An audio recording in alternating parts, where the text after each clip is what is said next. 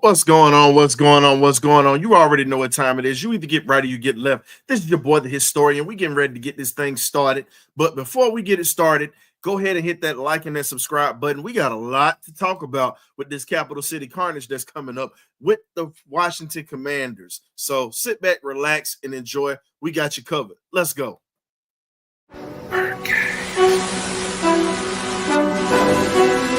Okay, y'all, this is it.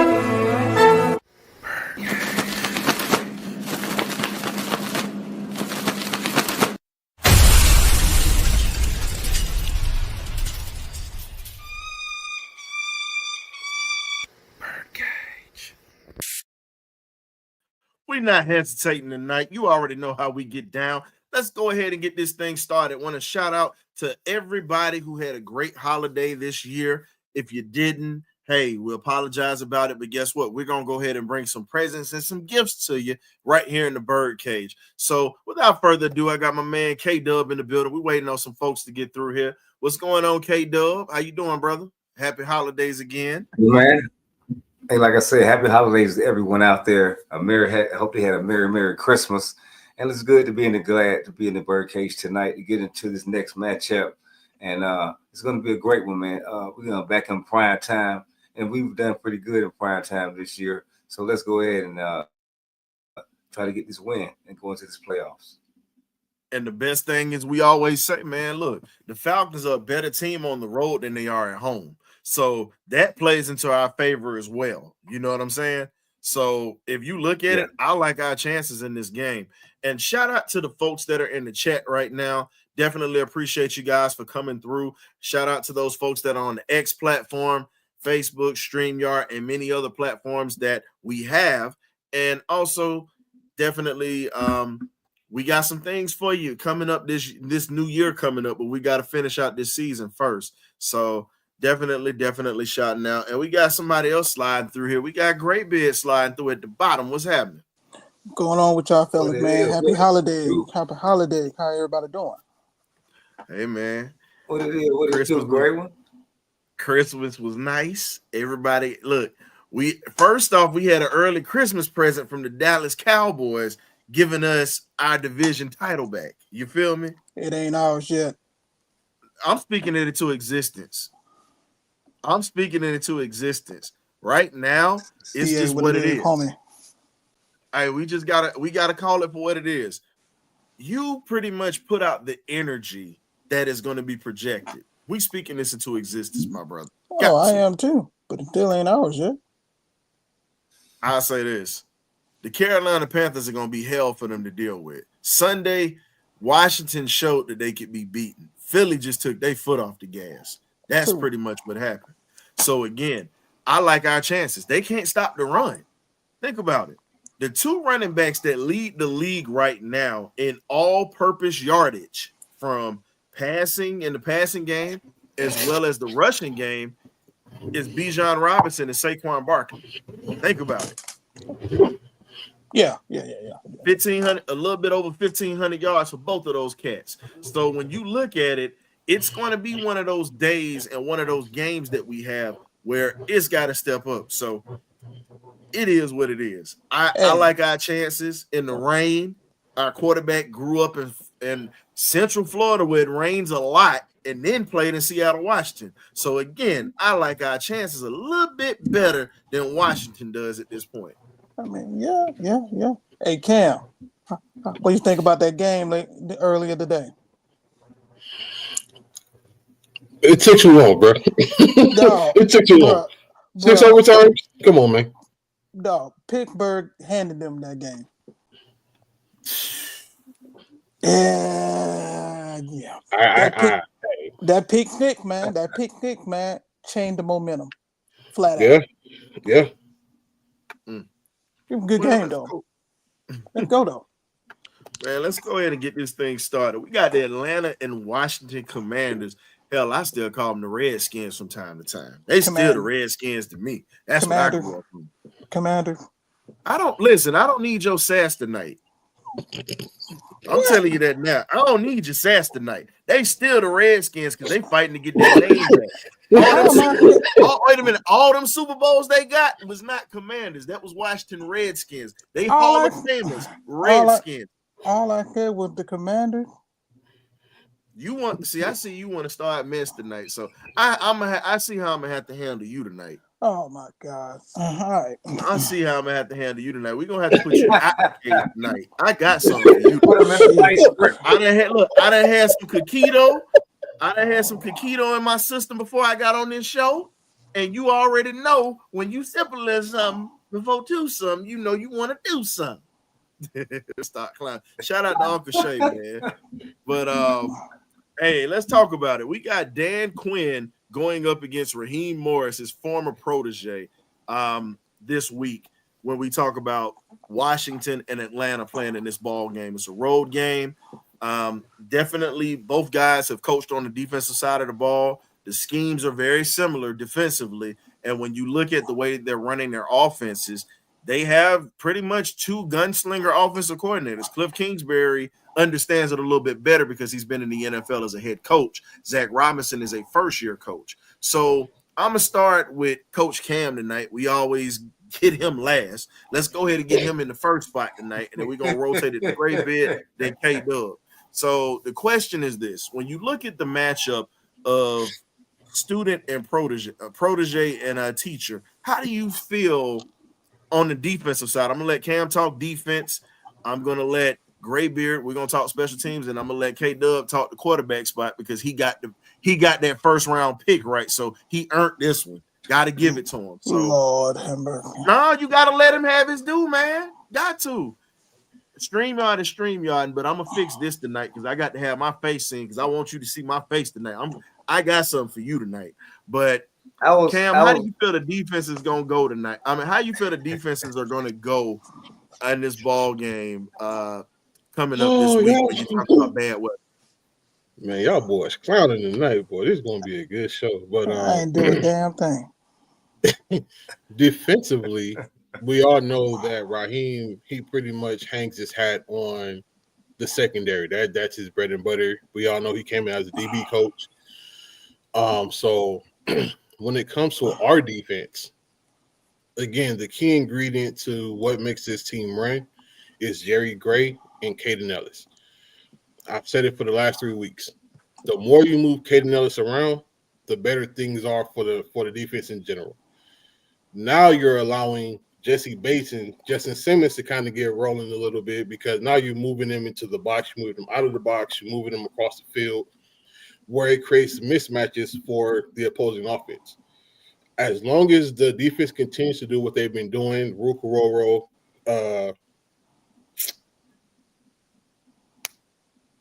Ebiketie,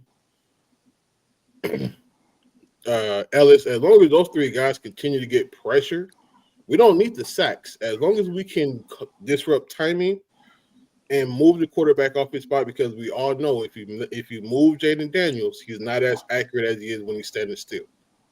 It's been proven. So we have to move him often and early. So Jerry Gray has done an amazing job stirring his drink the last couple of weeks. If we continue to do that and let Judon do what he does best, which is get to the quarterback, especially in the rain and the elements, we haven't seen Jaden really play in the elements just at all, from what I can see, because he played in Arizona State, then he went to Louisiana, and I've never seen a man play in inclement weather before. I haven't seen it. Secondly, we have to stop the run game. Brian Robinson he's gone off the last 3 games. He's finally gotten healthy, and he's starting to be able to play football the way that he normally does. So we can stop the run, but ultimately move Jaden Daniels and disrupt his timing on his throws to Scary Terry, we'll be just fine. Mm-hmm.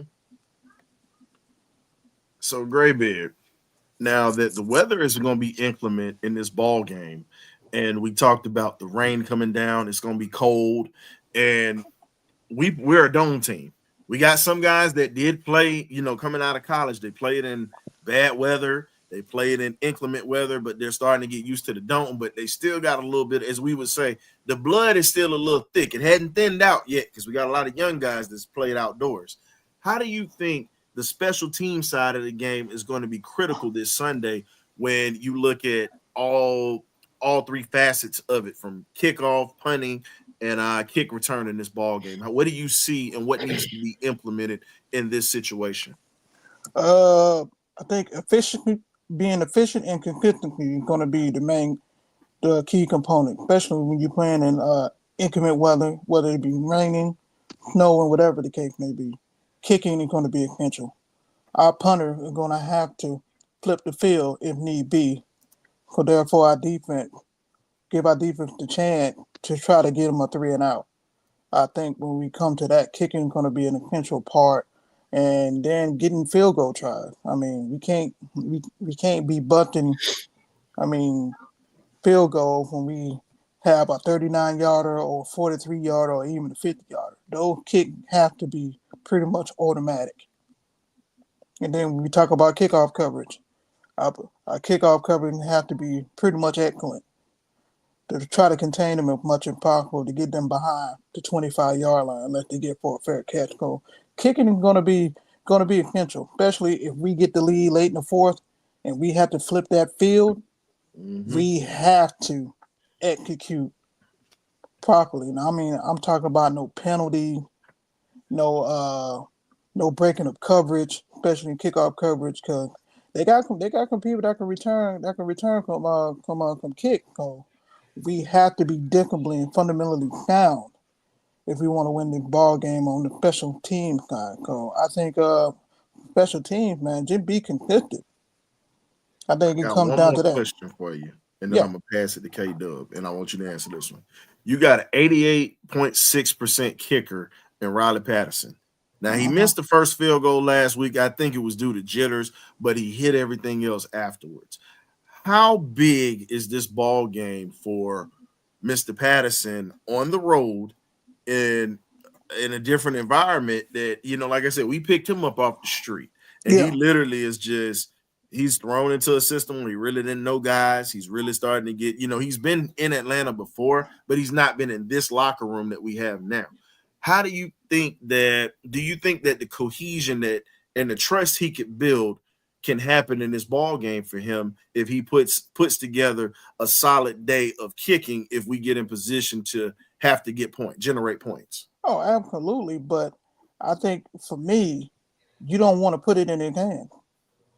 I think this is going to come down to us being able to execute on offense and defense. Our last resort is to put the ball in his hand if need be to win a football game, in my opinion. I agree with you on that. We have to, No, go ahead. My bad. No, I was saying, Boom was saying, so I agree with Boom on this one. Because of the way that Washington defense is stacked, and this is going to lead sliding this right up to K-Dub with this one too, because I'm going to let him start talking about the offense. But when you look at the fact that we're going to have drives that we get stalled because the Washington defense is a problem. Their front seven is a problem. You know, we tried to get one of their D linemen last year, and it just didn't turn out. And it would have been beautiful to have him on this squad because that boy is a dog. I mean, I'm not even gonna admit he remains nameless because he commits crimes on the football field that should have him locked up in the slammer right now. That's how he abuses folks. He's so good, we ain't even gotta say his name. He's a football player. He's a football player. So speaking of this front seven, it's sliding up to K-Dub with the offense. We already know that we kind of touched a little bit on Penix. I'm gonna let you talk about that, but I want you to talk about the run game before you start getting on Penix. When we look at this run game, we already know that we really don't want to put the game in the hands of Penix just yet. Not yet. Want him to still be comfortable because he looked great against the Giants, but you're going up against a better defense this week, and we don't have as much wiggle room to mess up this week. How do you feel the running backs and the tight ends and pretty much in the receivers can help this kid out this week and being able to control the time of possession and moving the chains? Well, they could do that as the same thing as in token what they've been doing all season long so far, as to continue to just run the ball, and keep it out of the quarterback's hands, keep him from throwing it no more than about 20 times a game. I think that's a safe place to be, no more than 20 to 25 throws Penix, and let that run game be heavy and loaded like mashed potatoes and gravy. So I think, like I said, in the party line, which was kind of almost like a benediction, but it was like, I don't know what it was, but I was saying that to be honest, I gotta be honest. I watched That's a word that we've been trying to avoid, and we done avoided it for 2 weeks.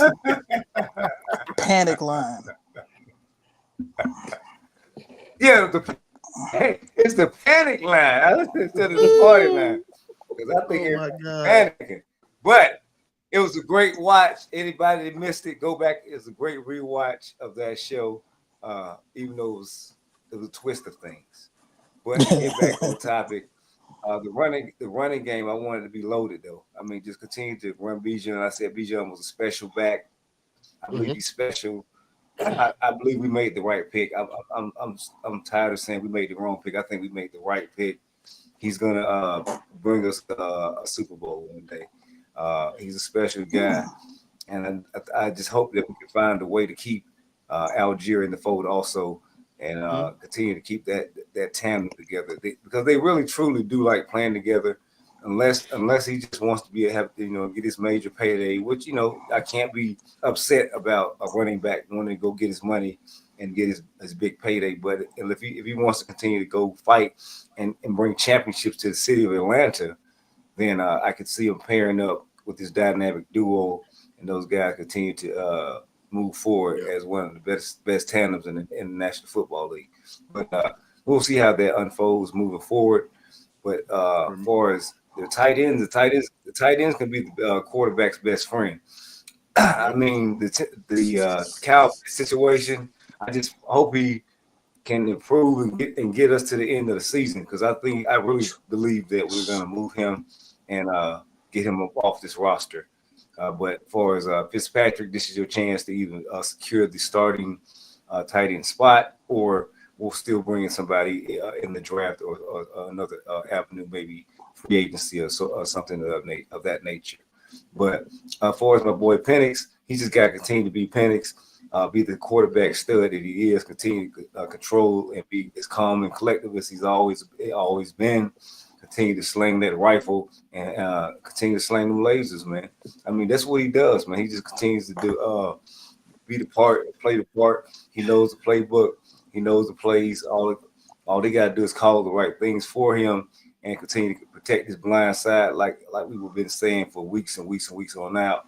And I think he'll make the right decisions in the passing game. I'm not afraid to let him air it out, but I would like for him to throw it 20 to 25 times and lean on that running game and lean on that newfound Jerry Gray / I'm still going to give that guy's credit because he's still the coordinator, Jimmy Lake defense. But I will say Jimmy Lake had a part and a portion to it, but I cannot discredit the defensive coordinator because he's still in the meeting rooms. He's still in the meetings with those guys also. I'm not going to poo-poo that guy. So other than that, that's all I see, man, as far as that offense, man. Just continue to let that man operate at a high level. And I feel like cut the reins off of him. Even though he's a rookie, he's not a rookie. He's right up there with the Bo Nix. If they ain't cut they got to cut the leash off Bo Nix, cut the leash off my boy. Well, the difference is, Bo been playing a little bit longer and starting in the NFL, just to be fair. And he's got Sean Payton, the guy that actually understands how to call offense. That's the reason why they cut the reins on it. We got a first-year coordinator that ain't called plays before. So I understand a little bit of the nervousness with that. They learning together. But as for Jimmy Lake, I'm going to say this here. It's just like being in school. You got to have somebody in the group that ain't doing the work that's getting the A with the group. That's pretty much what he's doing. I'm at the point where I look at it like this. Some of the calls that he's had when he dialed, now I'll give him this. When he's had games at the beginning of the season and he dialed it up against Kansas City, Pittsburgh, and so many other teams, I give him his credit because we don't win those first few games without Jimmy Lake calling the games that he called. So I'm not going to sit there and take away from him. But what I am not going to do is excuse the fact that Seattle came in here and beat us. We lose to a 2-7 New Orleans team at the time. We literally went on a 4-game losing streak because of that man. It took for Jerry Gray to say, hold on, young buck, I got this right here. Let me show you how to cook. And I mean, sometimes you have to have that, to have somebody to step in and pull you back to let you see how it's done. So if Jerry Gray is parting wisdom on this guy, it's no way that Jimmy Lake doesn't absorb the tutelage that he's getting from this man, and he's going to apply it next year. So, first the defensive coordinator, he's going to have his lumps, just like Zac Robinson's going to have his lumps. But the difference is Jimmy's got somebody to lean on. Zac really don't have no veteran leadership in that offensive meeting room. So for him to damn near get a team to the playoffs in this spot right now, and you don't know what the hell you're doing, guess what? All it's going to do is make you much better in the future because you've already gone through things from experience and what you've seen and what you've learned. What's up, Cam? So, Kata, I'm gonna make this real quick because I'm not poo-pooing on Jimmy Lake at all. I'm not doing that. Here's the thing. I'm not sure if everyone watched the game yesterday between the Ravens and Pittsburgh, right? I watched that. If you listen to what was going on, Zach Orr was a former middle linebacker. He got hurt. They found something wrong with him. He became a linebacker coach. Then he ended up becoming the DC. But they brought in our former defensive coordinator, Dean Pease, to groom him and teach him. This is his first year as a DC. But he listens to everything that Dean Pease tells him. He studies everything Dean Pease tells him. So he watches Dean Pease in the locker room. He watches Dean Pease in the coach's room. He asks questions. He calls him. What I'm saying is because Jerry Gray has been so fundamental in the process of this team going up from last year to this year and everywhere else he's played as well as coached. It would behoove Jimmy Lake to say, you know what? Hey, Jerry, I'm not understanding this concept that they're running. What can I do to counteract what they're doing on this side of the field? How can I do this? How can I do that? I'm not saying that Jimmy Lake isn't a good defensive coordinator because he's shown that he can call plays. The thing is he gets too complacent and he repeats the same play. So when you have a savvy quarterback like a Lamar Jackson, a Patrick Mahomes, a Josh Allen, they can see that defense. And now they're going to, okay, you want to put your guys 10, 15 feet away from me? I'm a dink and dunk. Then the minute you bring them up, I'm going right over the top. So it's an understanding of how football is being played. That's all I'm saying is that Jerry Gray, as of late, has truly taken the reins of this defense and said, this is what we're going to do, and this is how we're going to do it. You can call the plays, but I'm going to show you how to do it. So I'm going to groom you and teach you. That's all I'm saying. Jimmy Lake is a first-year DC. This is like we've all said. I know that. And Ryan has said this multiple times. If you're going to bring in a first-year coordinator, you need to have someone there to help them and show them the ropes. You need that older statesman to say, "Hey, you're not doing this correctly. Let me help you on this, or help you on this." Well, so that's all I was saying with Jerry Gray and the Jimmy Lake tandem. Jimmy Lake is still young in this. Jerry Gray has a vast wealth of knowledge to give him. Steve, No, that's what I was saying. I was giving him his flowers. I'm just saying. Thank you, Gray Beard. We've been saying this for the longest. How you said it, I'm Steve? giving his flowers. I clamored for Steve Wilkes to come in. We've been wanting Steve Wilkes to be up in here. But the thing that we don't want to happen is this. Steve Wilkes and Brian Flores. Let me tell you, the thing that we don't want. Think about this. New Orleans is looking for a new head coach right now. The worst thing that could happen at this point, if Steve Wilkes goes to New Orleans, say what you want, that'll be a serious problem. They're talking about Ben Johnson and they're looking at different things, but I'm gonna be real with you. Don't be surprised if Steve Wilkes don't get an interview with New Orleans. They ain't already on the phone with him now. I can see him getting the interview. Hey, I don't put it past New Orleans because right now they desperate trying to catch back up. And with a guy like Steve Wilkes coming in there, I really believe that he really could turn that around. That's just my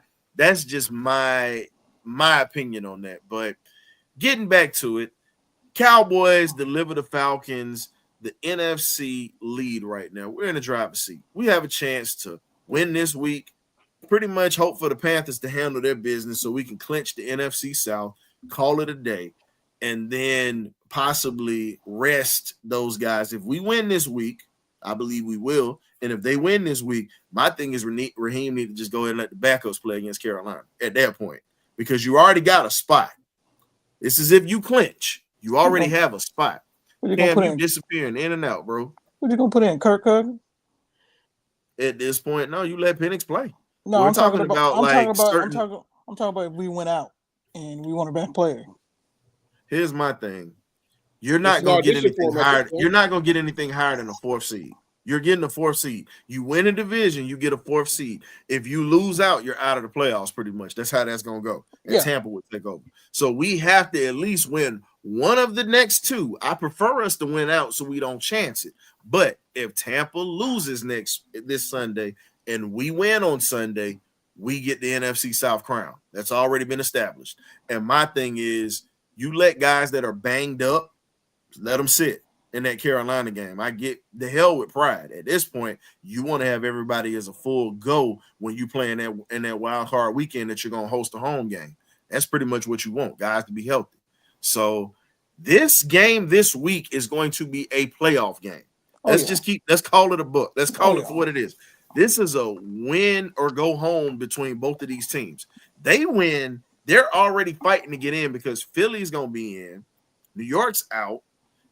Arizona just lost. Yeah. Then you have Dallas that's been eliminated. We're still fighting to get in. Tampa's still fighting to get in. So, again, the only thing that has saved us so far is that head-to-head victory over Tampa. But two of the people that have been in a situation that have helped us contribute to the position we're in is Drake London and Darnell Mooney. This will be the first time the Falcons can have two 1,000-yard receivers in the same season since Julio Jones and Roddy White. This would be an awesome feat for us to accomplish this and also get a playoff win because we got guys who can get the ball. Now, That's no question. if I'm not incorrect, this would be London's first 1,000-yard receiving year, correct? Yeah, you're right. If I'm correct, Yeah. I'm not 100% sure on that. Nah, the closest he ever got was like Right, yeah. 900. He never got over 1,000. Yeah. Okay. And here's the crazy part: when you look back and you talk about these guys coming in, a lot of us were really skeptical of Drake London when he came in. Let's just be honest. Let's keep it a buck. We all knew about the fact that he had injuries at USC. We all knew that he wasn't consistent, but USC wasn't a good team. But the one thing that we can say about this guy is he's a dog. Oh yeah, definitely. He's proven that. He's a dog. It took for him in the ball. This is when he won me over. In the Baltimore game where he fumbled, goes into halftime. It's freezing cold in Baltimore. It's about 15 degrees. Oh, I remember that game. Takes the sleeves off after that critical fumble he had. Takes the sleeves off, and guess what? Proceeds to have one of the best games of his career in that ball game, and played hard, blocked hard, pretty much ran hard, and that was when he won me over. Mm-hmm. So Mooney, I always liked him when he was at Tulane. Mooney was just a demon. He just needed a quarterback to get him the ball. He just didn't play in the right system, in my opinion. And the one thing with London for me, he still doesn't get off. He still doesn't get off the line of scrimmage fast enough for me. That's always been my biggest pet peeve about him. He just does not create space off the line of scrimmage because I still feel he's too light and behind. But like you said, Mooney has always been a great receiver. He's just never had one, the system to thrive in, and two, he's never had a quarterback to get him the ball. Yeah. How do you feel, K-Dub? How do you feel that now? I mean, you've seen what these guys did with Kirk Cousins. Now that you have Michael Penix in a situation to where he's still learning the speed of the game, he's still getting a chance to really get his feet wet. What do you think that these three can put together in this passing game? Because, you know, Ray McLeod is a guy that's going to slide in and he's a slot, but the main guys, London and Mooney. What do you think we could get out of this receiving tandem of London and Mooney going forward with Michael Penix Jr. for the rest of the season and also in the playoffs? If we get to that point of handling our business and getting to the playoffs. Well, I mean, I see the sky's the limit. These guys, they continue to like throw. He throws a comfortable ball. It's like a long 20 or 30-yard handoff. So, like I said, man, you're gonna see this. The proof's gonna be in the pudding. He gets the ball out quicker. Has a lot more zip. It's gonna be explosive. I mean, you kind of seen the taste of it, you know, the other night. So, like I say, man, it is what it is. The truth is the truth. The things have been coming out of camp. And then coming out of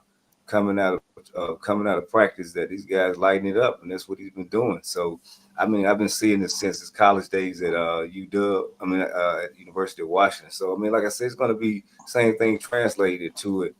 It'd be great if they can find a way to go get Aduzie, his favorite target from Chicago, like I've been saying. So I'm vouching for that. If they can find a way to get that done, but other than that, I mean, he just got drafted. He just got drafted. I'm still speaking into existence. You're not going to speak that. Waking up 6'5". It may not happen. I have a better chance of going to waking up 6'5". Here's the thing: with Caleb Williams up there being their starting quarterback, they already have gotten rid of Mooney to bring him in. They ain't letting that joker leave him. They got rid of Mooney to go get him. That's how that went. And I think we got the better of the deal. I know all the stuff that happened. I mean, you're not going to. This is not Madden 2025, my friend. It'd be nice for us to be able to do that, but man, please, them jokes. Man, please, that general manager would be out of a job for real. Hey, hypothetically, look, I've seen people get traded for all kind of stuff, so you never know. But before it's London, before Drake. No, you ain't finna shut me up on that one. I got a question for you because you threw that out. No, I said go ahead. I said go ahead. No. I was just saying. I'm asking. Now you said that, but when have we? I mean, just be honest. You got a rookie quarterback there with a rookie receiver who just got there. and they're trying to build their offense, and they got one veteran with Keenan Allen. with your boy. I'm sorry about that. I got to bring Cam back in. So they have a veteran offense with your boy DJ Moore also that's there, that's helping Rome Duzier that's there, and then you got Cole Kmet. They're trying to build their offense like we're trying to build ours around that passing game. You be a fool to let that walk out of the door and your franchise quarterback's favorite target. That'd be crazy to do that. Not and happening. I mean, it would be nice for us to get him because I know you want Penix to have his boy, but in what world of reality would that really happen? And Chicago just drafted him, and they're trying to build around Caleb Williams so he don't get in his feelings and pout and leave anyway. Because we know eventually that might happen. Now that I can see happening. I mean, they already let go of the head coach. When do you think they're gonna let go of their top wide receiver? Like I say, I mean, that's what I'm saying. I mean, that franchise, you know, I've seen all kind of stuff happening. So, you know, True. I'm not going. You ain't wrong. Right. You ain't wrong. Not wrong at all. Between Chicago and Cleveland, I can't even sit there and argue that. No. Between them two, you can't. No. But I believe they traded that joker off to the AFC before they let him go to the NFC. Yeah. I can see him going to an AFC team before an NFC team because at the end of the day, Chicago got to deal with a lot of these problems that's pretty much within the division. So, within the conference. Now, speaking of conference, we might be getting ready to lose a wide receiver that's been on injured reserve all year. Rondale Moore might be getting traded. Possibility he might be replacing Debo Samuel. It's been talks. Articles have been published already about this. Daniel Flick, one of our good friends of the show, was the one who wrote the article. So it's buzz that Rondale Moore might not be here next year, even though he never got a chance to really play because he blew out his knee. I think they're gonna try to move Debo. Yeah, he done got fat. Look at him. Yeah. I'm not a fan of that move. I'm not a fan of that move at all. I'm not a fan of it. But here's the thing. What can we get for it? Because they're trying to unload Debo on somebody. They're tired of dealing with him because when he got that paycheck, he got that big payday. He got lazy. That dog left. Yeah, that dog left. That dog left. When he went from 19 to 1, yeah. Give me that 19 back. Give me that dog back. Because we all think about it. We watched Debo Samuel grow up in the SEC. We watched him in South Carolina. Yep. We watched him come into the NFL, and literally he was a Cordell Patterson type player. Those two were identical. Yeah, that was the only difference. He had a little bit more speed than Patterson. But when you talk about it, it's just like, man, like, how do you let yourself get like that? Like, you are in a franchise that's been to 2 Super Bowls within the last 5 years. You've been to 2 Super Bowls. Off that edge. And y'all couldn't get it done.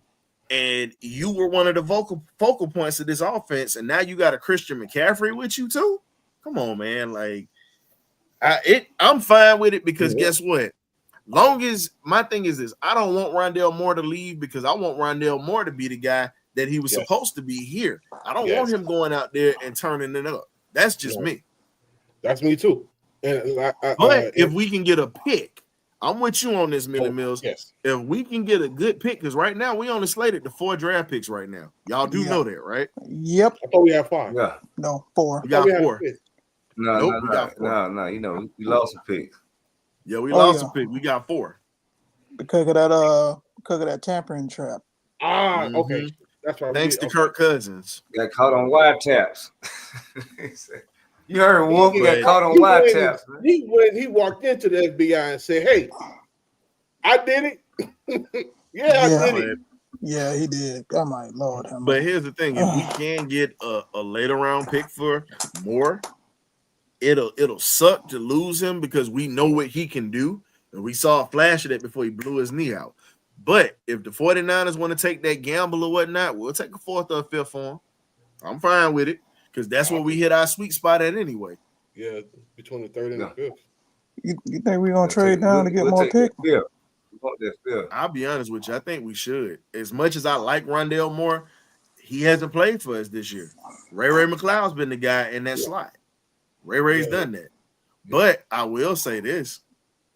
If we got a chance to draft a rookie slot that's got better hands and they can block a little bit better, I'm taking that. And I'm going to see what I can get for Ray. That's just me. And I like Ray. But guess what? If I can get more picks to help this offense and give Penix more weapons, shoot, I'm all for it. There's a tight end that we have in our locker room that can go. Oh, we already know what you're talking about.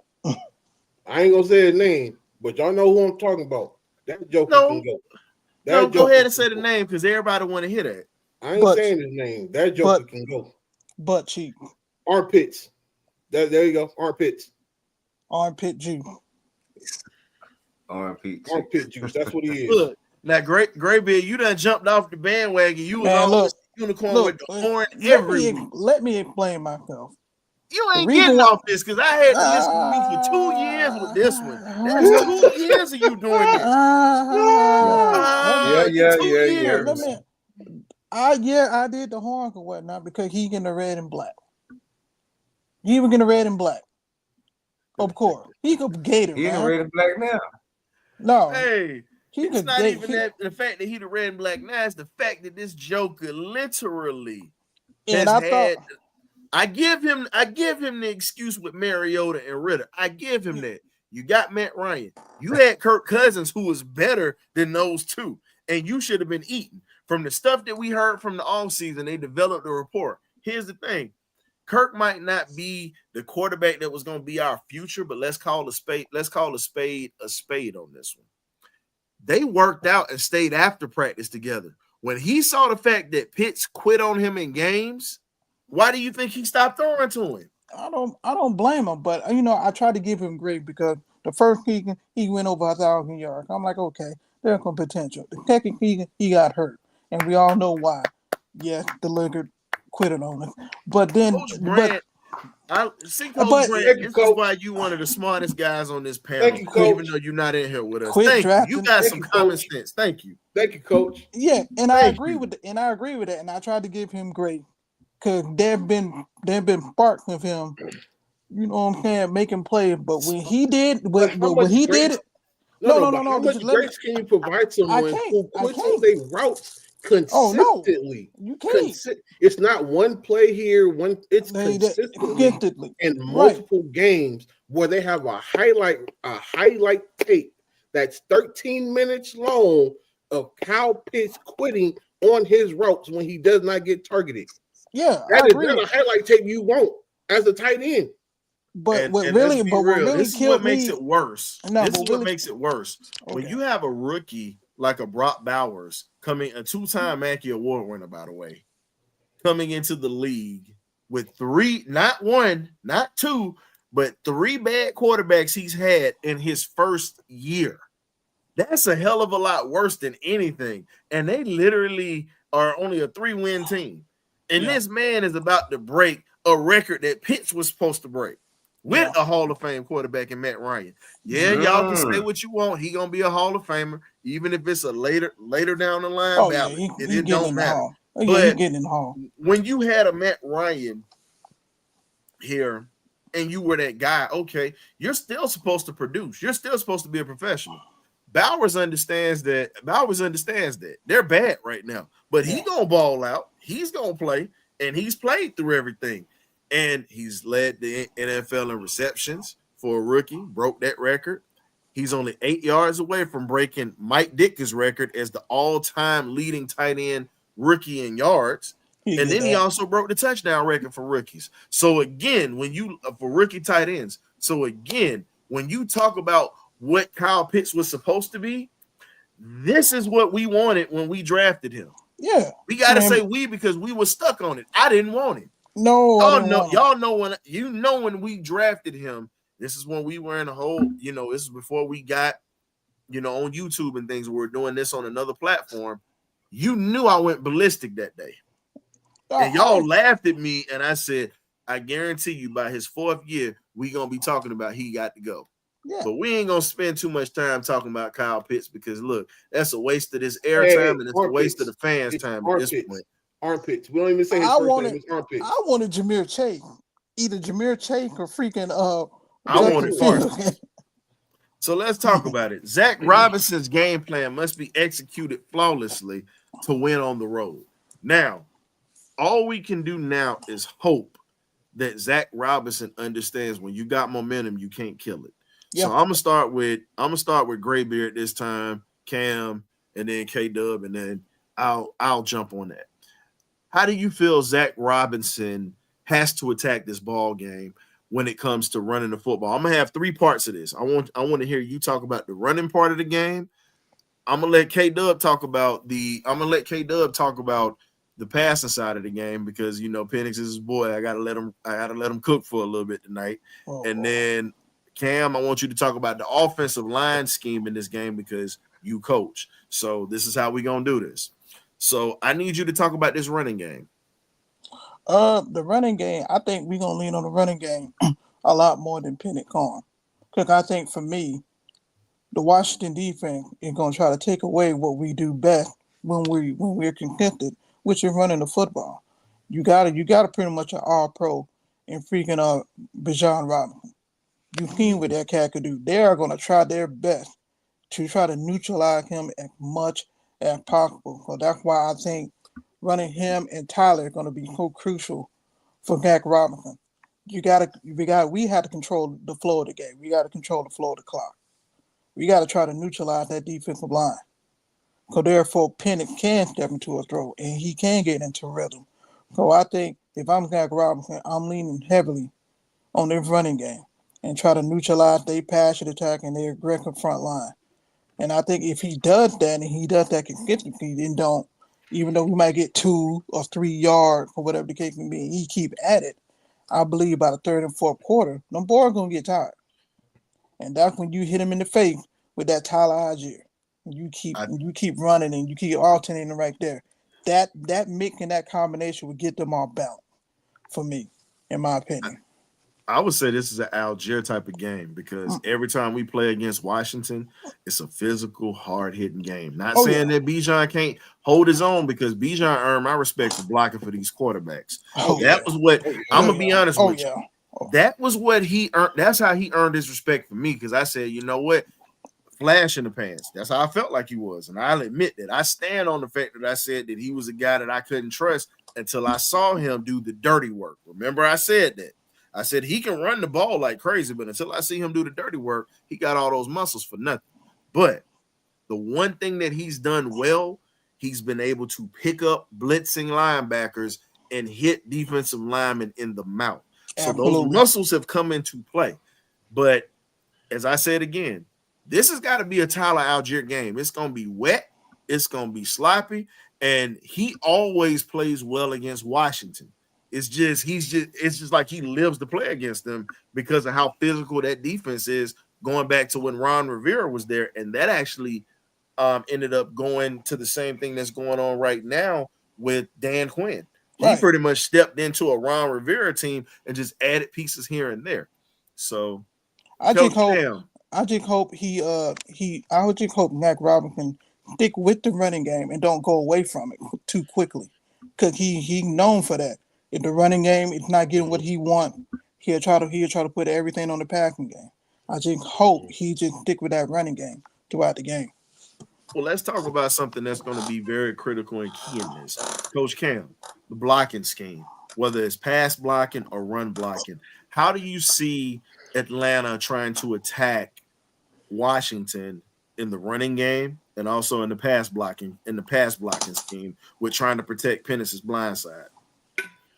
Same thing I said last week. Charlie Warner is the key to the offensive line.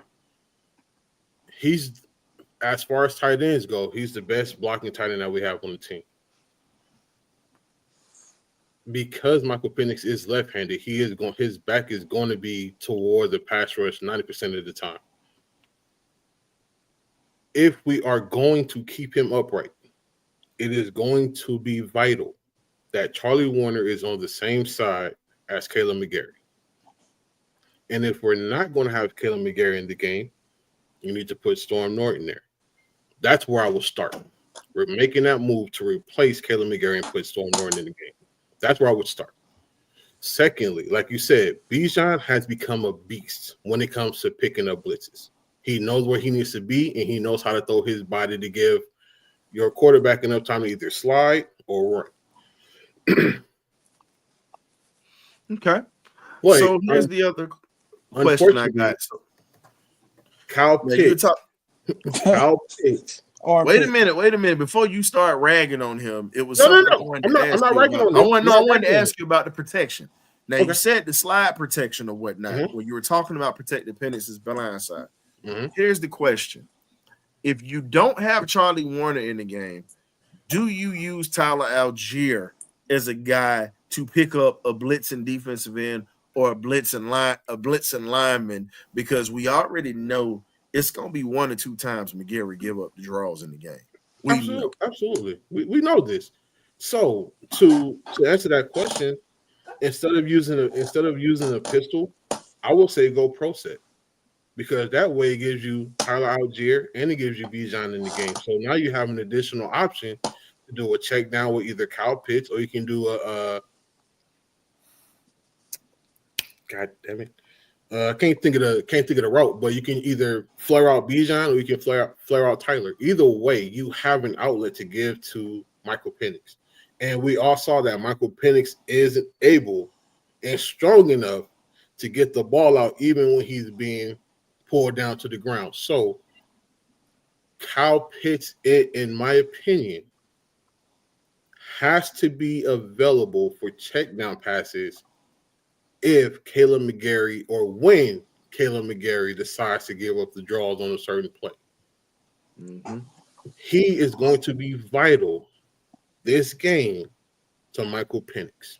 He needs to be the security blanket in that 3 to 5 yard area.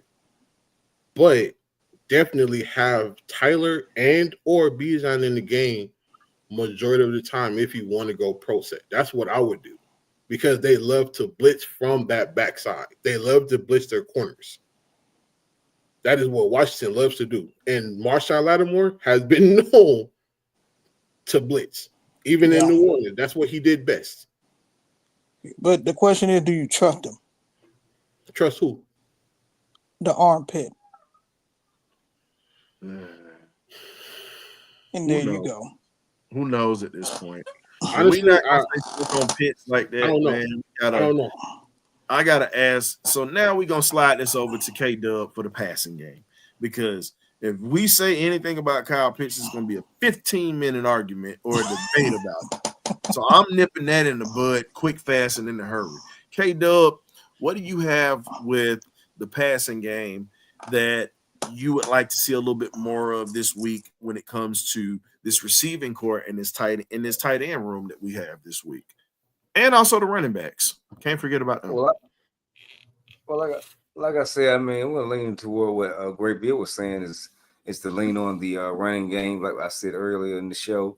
But as far as the passing game, is give what the defense takes you. You know, I mean, like whatever the defense is giving you, you're going to take whatever they're going to give you. So, like I say, if it's showing something deep, we take those deep shots. Because, I mean, this man got a cannon, so he can lay it out there. We just want these guys to get familiar with catching these balls from a left-handed quarterback and pull it in and score his touchdown that he needs to go, get these touchdowns that he needs to get for his passing, for his stats. Even though our coach says stats are for losers, I mean, but, we're trying to help him out, trying to get this man some tutties, man.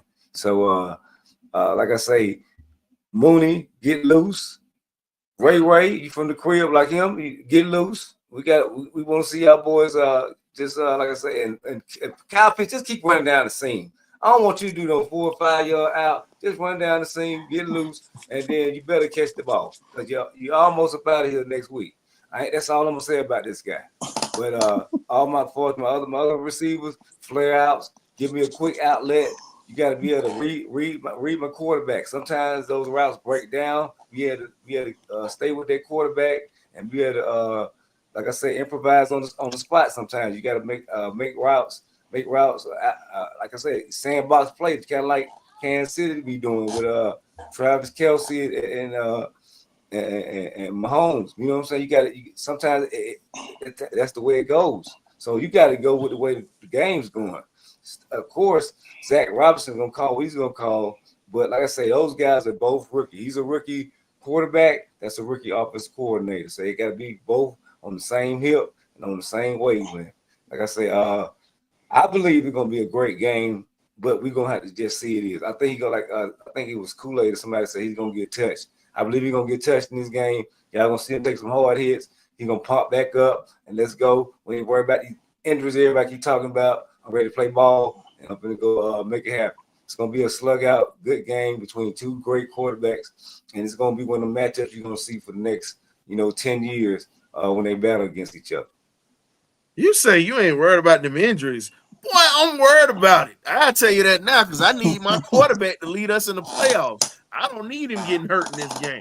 I need him to be healthy. No, I'm not saying he can't get hurt. Okay. Look, I'm okay with him taking hurt. I don't need him getting hurt.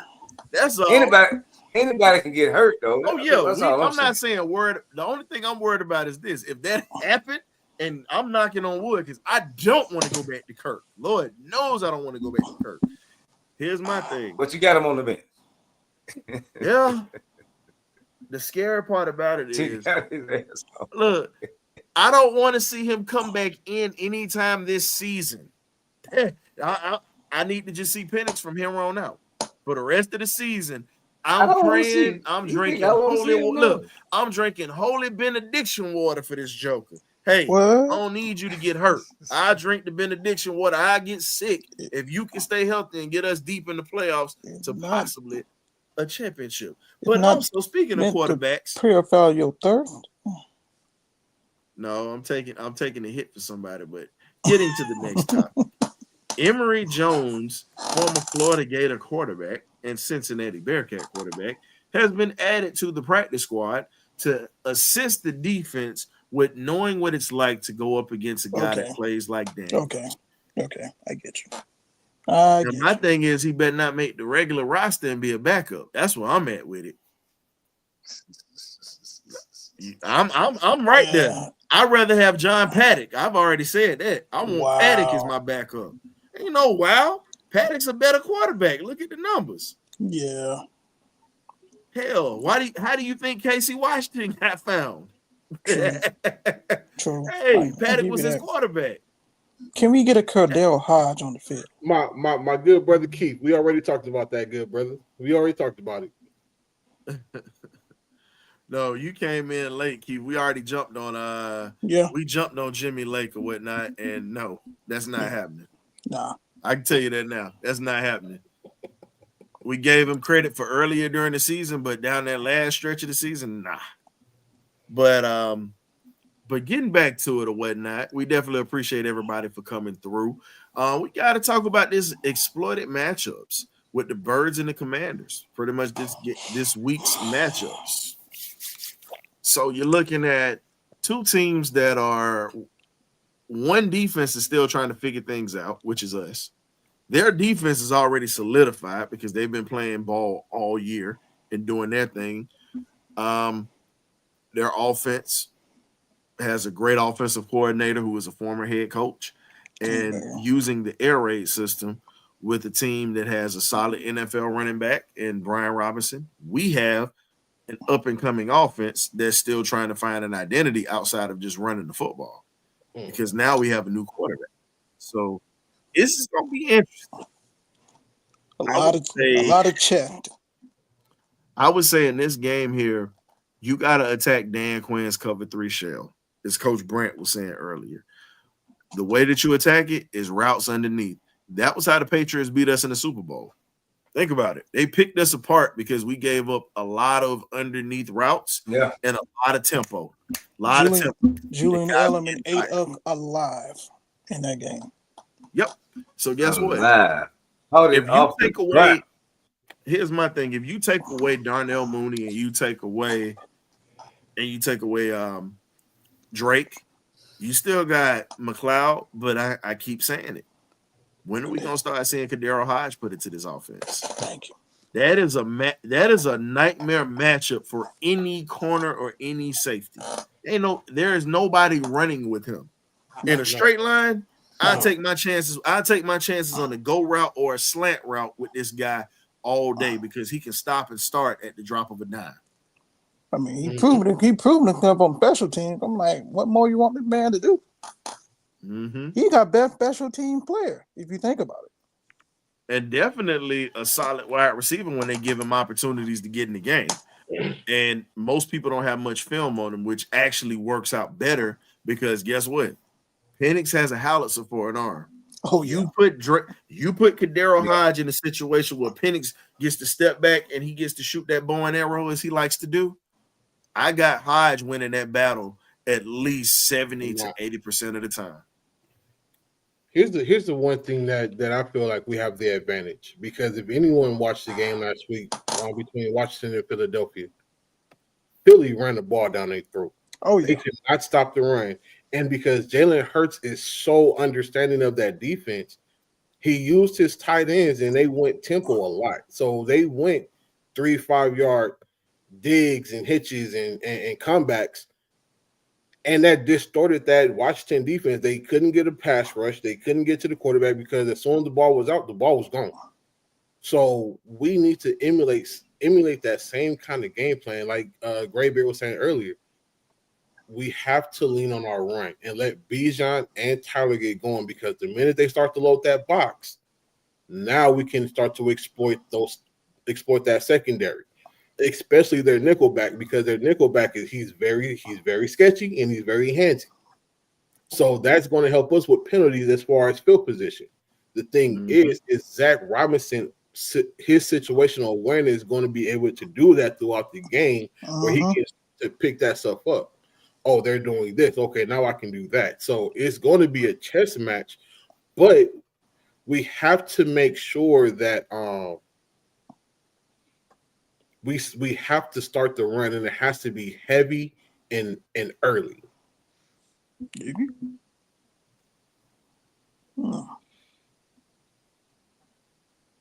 Well, here's the thing.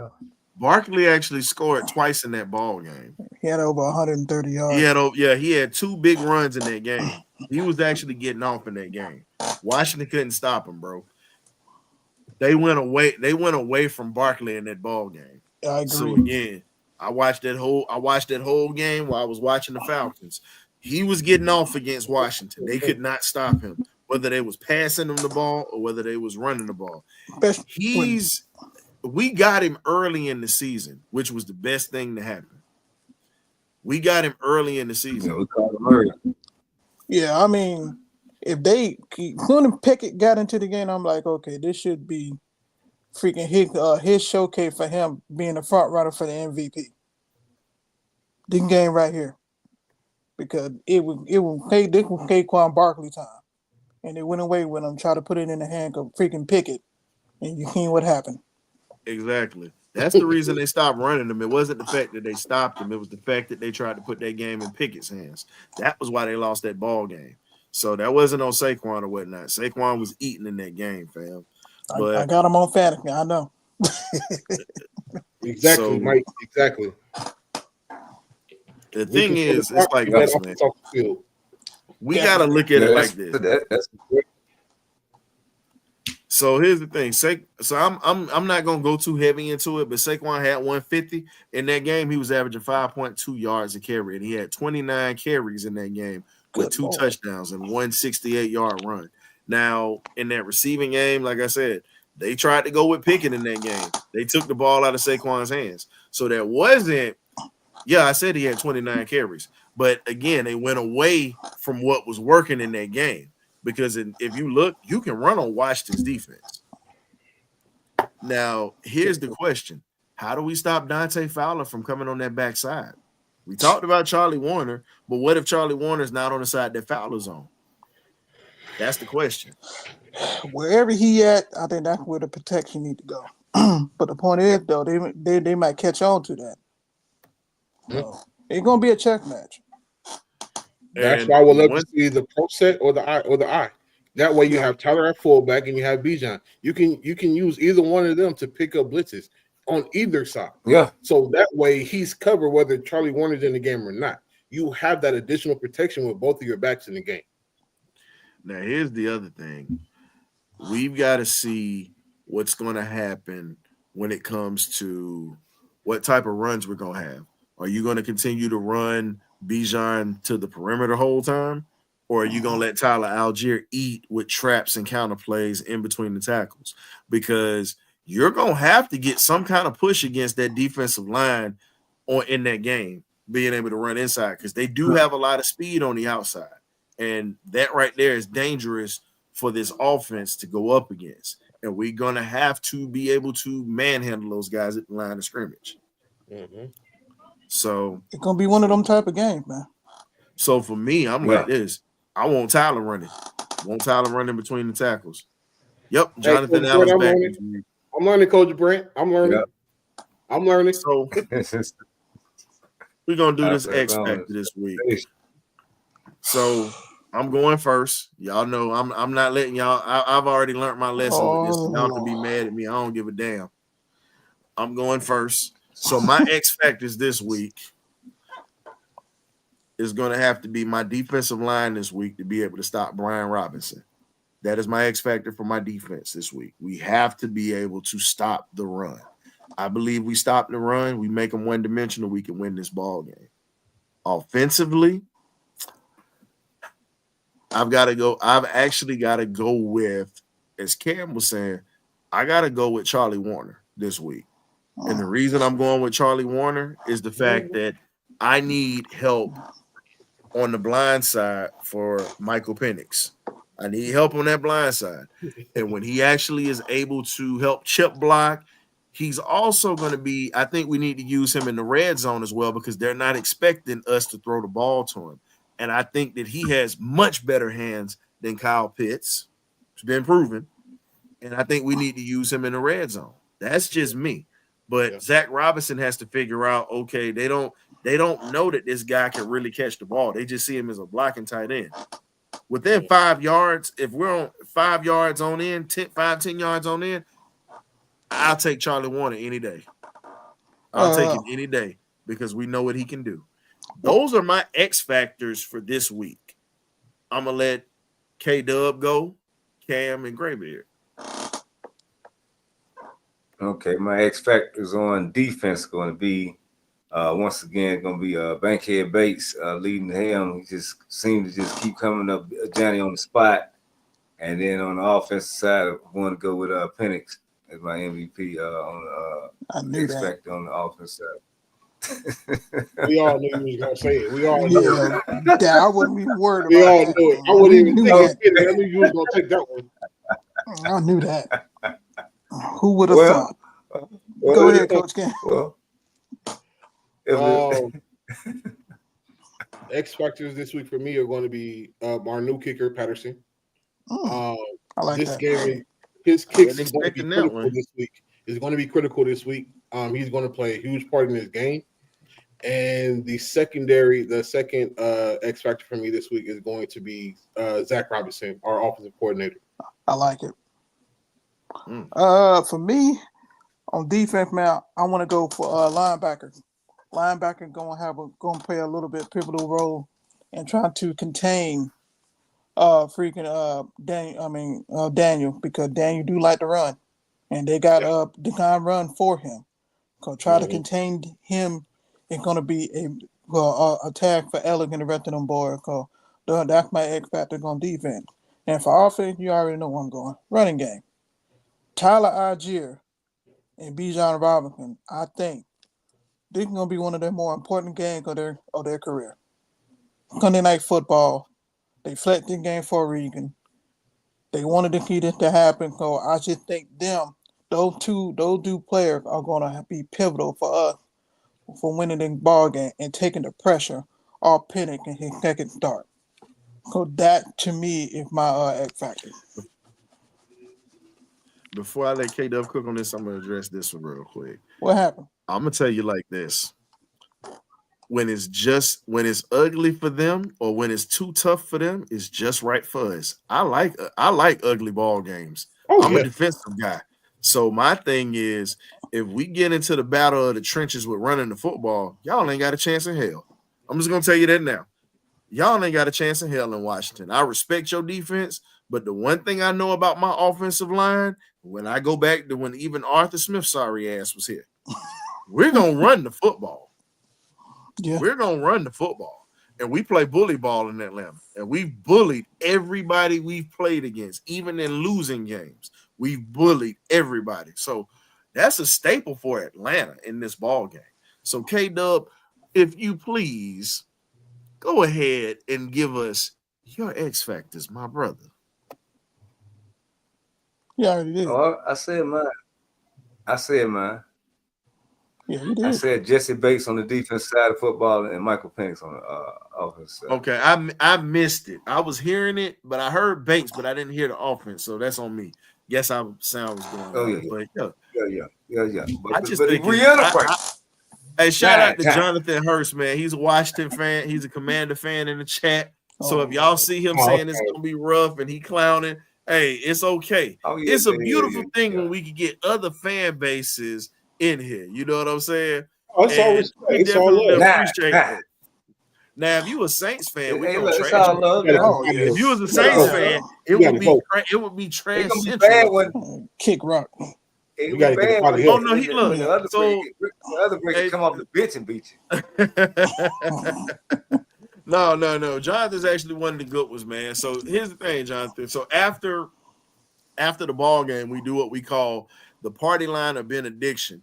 But because it's going to be a late Sunday night game, we'll probably end up doing on Monday. We'll probably end up doing the party line of benediction on Monday, because by the time the ball game get done, it's going to be like 12 o'clock at night, 12 o'clock at night. And folks got to be to work early in the AM.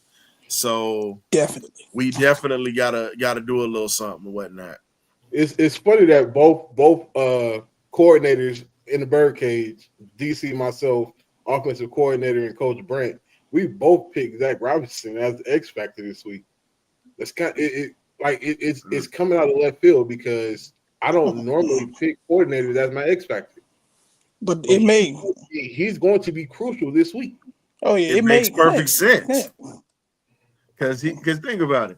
Not only does he have to deal with Cliff Kingsbury and trying to match him wits for wit, you got to deal with that defense of Washington as well, and you're in a hostile environment. So you have to focus on all of that, and you got to keep Penix level-headed in this game, because he's gonna want to do a lot, because he's been sitting on the bench watching, and you got to let him know, play your game, but don't do too much. You got help. You got help. Trust your help. You trust your help, we win the ball game. You do too much, you put us in harm's way. We want you to play your game, but you got to learn how to trust the guys around you. And he's going to have to tell him that, because it's going to be moments in the game, and it happens with every rookie. Even though Penix was cool and poised, that was a Giants team we beat last week. Right. Different ball game this week against a team that's got more to lose this week. And they're gonna be coming up with bad intentions. Giants are checked out. Yeah. Pull up Nando's comment. I can say that. Pull up Nando's comment. What happened? Pull up Nando's comment. X factor. Oh my God. We can end the show right now, because if I say anything else, no. Nando is my.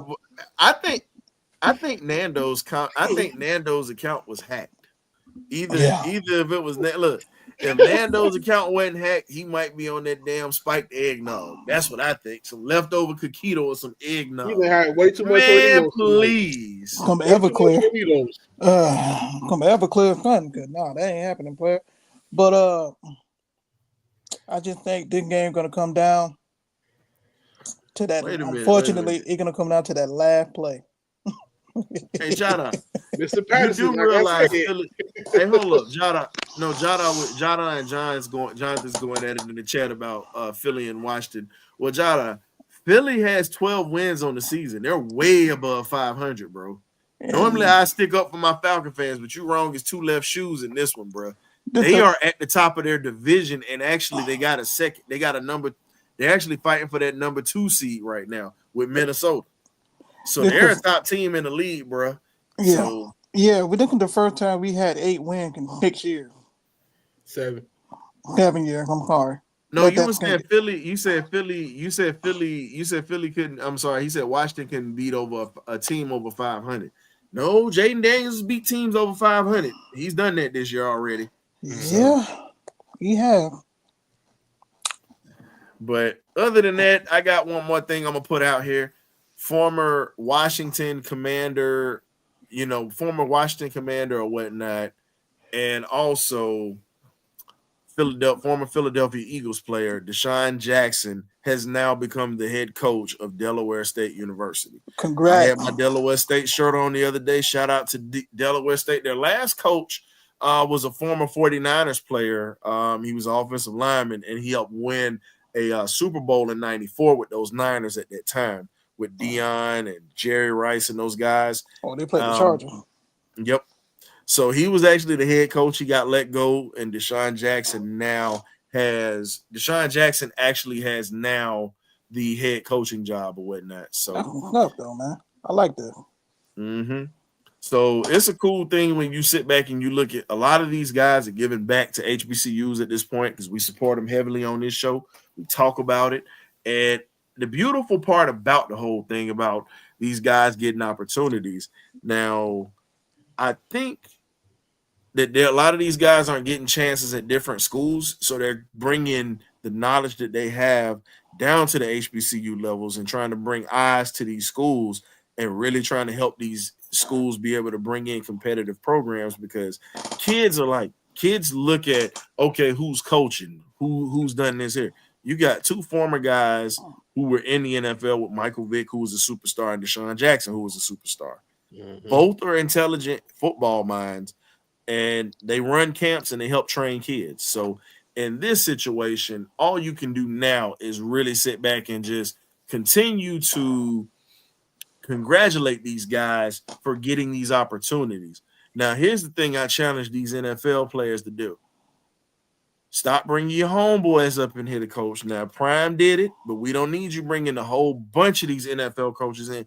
Start looking around at some of these local high schools. Start giving some of these coaches that are working with kids every day because you work with them during camps and different things. Start giving these local coaches opportunities to coach at the next level. That's what you need to start doing. When you talk about giving back to the community and doing what you do, start looking at who's the winningest coaches around the way. Meet with them. Give them an opportunity to bring in talent that they might know. Give them a chance to really have a chance to coach at the next level because you don't know what you're going to get. So it's a good thing that you're coming in, but you got to start giving more opportunities to some of the local coaches and coaches at the high school level. Give them a chance to move up. Stop having these retreads to come in and do things because it's not always good. It's a reason why some of these retreads are getting fired consistently.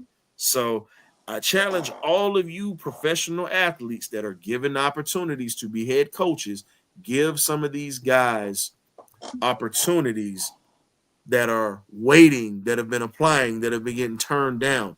Give these guys chances to get through the door and have an opportunity to coach the younger minds and shape these guys because at the end of the day, these high school coaches have it a lot harder because of NIL. Kids are getting paid in high school now, and they're dealing with kids and actually helping try to shape men. College coaches aren't doing that no more.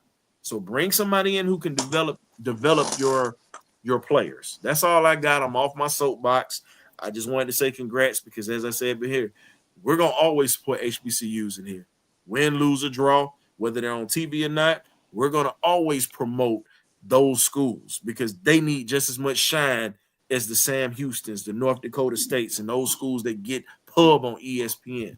So I'm always going to be on there. So we definitely appreciate everybody for coming through tonight. If you showed up late, please rewatch the show. A lot of great content. Hit that like and subscribe button on the way out. We definitely plan on having the pregame meal on Sunday. I'm debating on whether I'm going to do it in the morning or do it in the afternoon. Probably might do it in the afternoon or whatnot, right before, maybe an hour before kickoff or whatnot, so the fans can come in and chop it up. And then we're going to do the post-game show, Party Line or Benediction, Monday night. So definitely